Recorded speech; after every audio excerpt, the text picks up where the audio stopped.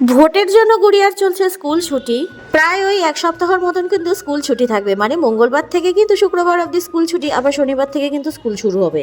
আর এবার ভোটের জন্য কিন্তু বাড়তি অনেক নিরাপত্তাও দিয়েছে। তাই হোক, শান্তিপূর্ণভাবে যেন ভোটটা হয়ে যায় এটাই কামনা করি। সকাল সকাল নিজের সংসারের কাজে কিন্তু লেগে পড়লাম। ফ্রিজে ছিল কাতল মাছ, তাই সেটা দিয়েই ভাবলাম আজকে একটু পাতলা করে ঝোল করব, আর তার সঙ্গে কিন্তু করব পাট শাক ভাজা। সবজিগুলো তো আগের দিনই রাত্রে কেটে রেখেছিলাম, তাই ভাবলাম এখন ভালো মতন ধুয়ে নিই আর রান্নাটা কিন্তু বসিয়ে দিই। স্কুল নেই দেখে অতটা চাপ নেই, তাই কিন্তু আস্তে আস্তেই রান্নাটা কমপ্লিট করছিলাম।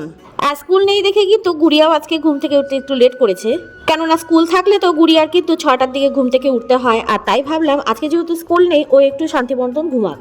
আস্তে আস্তে কিন্তু গরম পড়াটাও শুরু হয়ে গেছে। জানো তো, আমার না গরমকালের থেকে শীতকালটা ভীষণ ভালো লাগে, কেননা শীতকালে কিন্তু কাজকর্ম করেও শান্তি, কিন্তু গরমকালে এই যে গরমের মধ্যে রান্নাবাড়ি করা প্লাস যে কোনো কাজ করাই আমার কিন্তু ভীষণ বিরক্ত লাগে। কিন্তু গরম পড়বে দেখেই যে আমরা কাজ থামিয়ে দেবো সেটা তো না, সময়ের সঙ্গে সঙ্গে সবকিছুই কিন্তু করতে হবে। তো যাই হোক, গুড়িয়াও কিন্তু ঘুম থেকে উঠে গিয়েছে। এবার কিন্তু গুড়িয়াকে বললাম, তুমি চলো আমার সঙ্গে ছাদে, আমি যেহেতু এখনো স্নান করিনি, তুমি চলো, আমাকে ফুলগুলো তুলে দেবে।